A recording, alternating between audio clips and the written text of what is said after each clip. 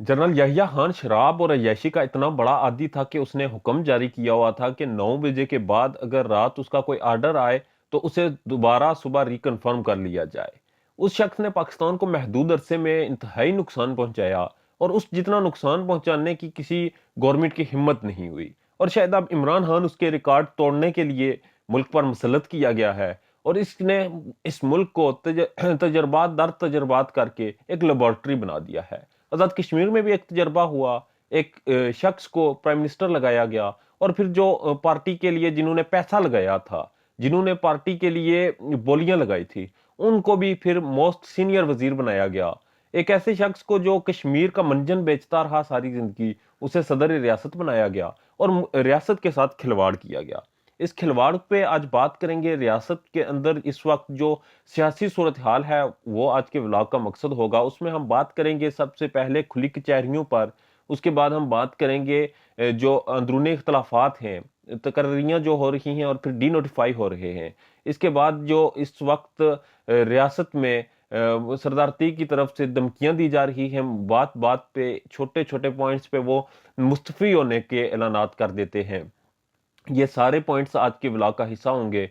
मैं हूं वकार बग्गा और आप देख रहे हैं मेरा यूट्यूब चैनल। यूट्यूब चैनल को सब्सक्राइब कर लें, बेल आइकन को क्लिक कर लें, ताकि मेरा और आपका साथ मुस्तकबिल के लिए जुड़ा रहे। सबसे पहले हम बात करेंगे आज़ाद कश्मीर हुकूमत में जो शदीद तरीन इख्तलाफात हैं उस पर।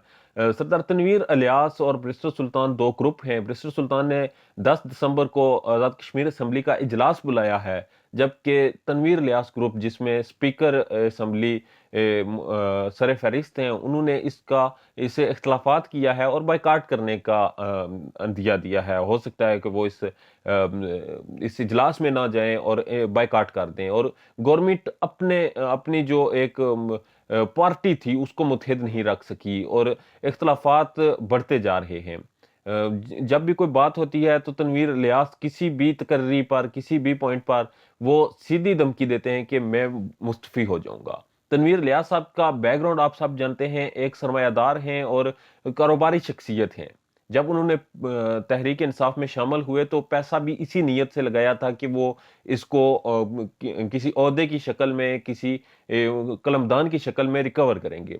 उन्हें कलमदान दिया गया सीनियर वजीर का, और उन्होंने जब प्राइम मिनिस्टरशिप से स्टेप बैक हुए तो उन्होंने एक नया बखेड़ा खड़ा कर दिया कि मुझे मोस्ट सीनियर वजीर कहा जाए।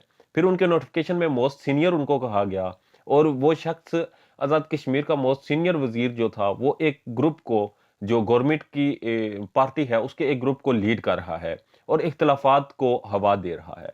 दूसरी तरफ बैरिस्टर सुल्तान जैसा शख्स है जिसने अपनी अना की खातिर शुरू से लेकर आज तक मसला कश्मीर को इस्तेमाल किया और अपनी अना की खातिर बेशुमार नुकसानात रियासत को पहुंचाए। अब भी वो शख्स अपनी अना की वजह से और अपनी जिद की वजह से गवर्नमेंट में सिर्फ अपना आप देख रहा है, और इस वक्त गवर्नमेंट डिलीवर करने की पोजीशन में नहीं है।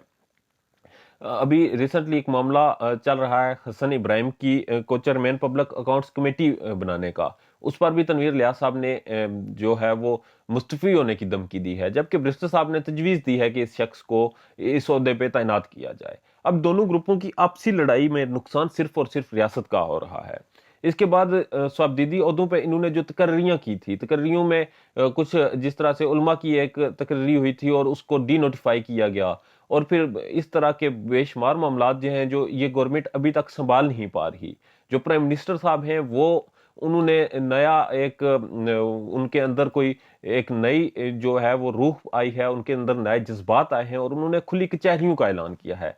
खुली कचहरियां एक पुरकशिश और इंतहाई दिलकश धोखा है जो इस वक्त आज़ाद कश्मीर के थानों में, सरकारी दफातर में, डिप्टी कमिश्नर, कमिश्नर ऑफिस और दीगर रेस्ट हाउसेस में लगाई जा रही हैं। इन खुली कचहरियों में 80% तो वो लोग होते हैं जो खालिस्तान जो ब्यूरोक्रेसी है उन्होंने उनको मदऊ किया होता है। उनमें सहाफ़ी होते हैं, दरखास्तबाज होते हैं, जिन्होंने हर महकमे में दरखास्तें देनी होती हैं, कभी एक महकमे में, कभी दूसरे में, और उनका फुल टाइम जॉब ये है कि वो दरखास्तें देंगे। इसके बाद कुछ वो लोग होते हैं जो ब्यूरोक्रेसी के चमचे होते हैं। ये तो 80% वो लोग हो गए जो जिन्होंने सिर्फ वहां पे आके खाना पूरी करनी है और बैठना है। 20% وہ لوگ ہوتے ہیں جنہیں کھلی کچہریوں میں جانے کا شوق ہوتا ہے اور وہ جا کے ماحول دیکھتے ہیں، انٹرٹین ہوتے ہیں۔ اصل سائل تو جس نے ایک تھانے میں درخواست دی ہے وہ اس تھانے کے عملہ کے خلاف یا افسران کے خلاف کبھی کھلی کچہری میں جا ہی نہیں پاتا۔ اگر پہنچ بھی جائے تو وہاں پہ جو لوگ اکٹھے ہوتے ہیں 99.9% وہ اس کے اینٹی بیٹھے ہوتے ہیں، تو اس کی درخواست کی کوئی حیثیت نہیں ہوتی اور نہ وہ بولتا ہے وہاں پر۔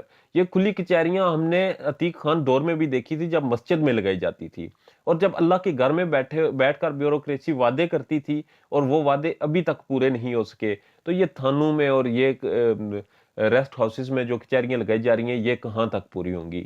یہ لوگ صرف اور صرف جو عوام کو ہیں ایک منجن بیچ رہے ہیں، اور ان کے پاس کچھ ڈیلیور کرنے کو نہیں ہے، ان کے پاس اپنے جو ان کے کارنامے ہیں ان پہ پردہ ڈالنے کے لیے یہ اس طرح کی حرکات کر رہے ہیں، اور یہ حرکات کسی بھی صورت عوام کے حق میں نہیں ہے۔ عوام کو صرف فرسٹریٹ کیا جا رہا ہے، عوام کو صرف اور صرف تنگ کیا جا رہا ہے، عوام کو صرف اور صرف ریلیف سے دور رکھا جا رہا ہے، عوام کو ایجوکیشن سے دور رکھا جا رہا ہے۔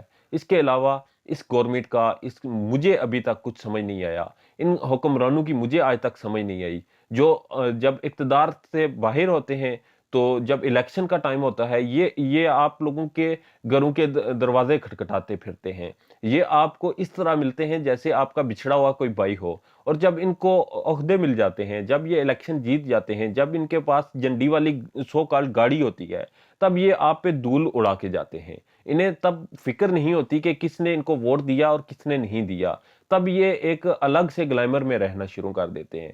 تو خدا را ان سیاستدانوں سے، ان ایسے لوگوں سے جو آپ کے مفاد کو صرف اور صرف ڈکوسلا بناتے ہیں، جو آپ کے فائدے کی چیزیں جو ہیں انہیں صرف اور صرف الیکشن کمپین میں ان کے اعلانات کرتے ہیں، اور اس کے بعد ان کے پرسنل انٹرسٹ ہوتے ہیں، جس طرح سردار تنویر الیاس کے ہیں، بیرسٹر سلطان محمود چودھری کے ہیں۔ یہ لوگ آپ کے ووٹوں سے منتخب ہونے کے بعد اپنے ذاتی مفاد کے لیے، اپنی ذاتی انا کے لیے، اپنی ذاتی ضد کے لیے جو جنگ لڑتے ہیں، اس کا آپ سے کوئی تعلق نہیں۔ آپ صرف ان کو منتخب کرتے ہیں، اور منتخب کرنے کے بعد اگلے 5 سال انتظار کرتے ہیں کہ کوئی اور آئے گا اور اپنے ذاتی مفاد کے لیے آپ کو 2 4 ہنس کے بولے گا، اور آپ اسے ووٹ دے کے پھر اس کے مفاد پورے کرنے کے لیے 5 سال انتظار کریں گے۔ اپنا ڈھیر زیادہ خیال رکھیے گا، میرے چینل کو سبسکرائب کر لیں تاکہ میرا اور آپ کا ساتھ جڑا رہے۔ اللہ نے کے بان۔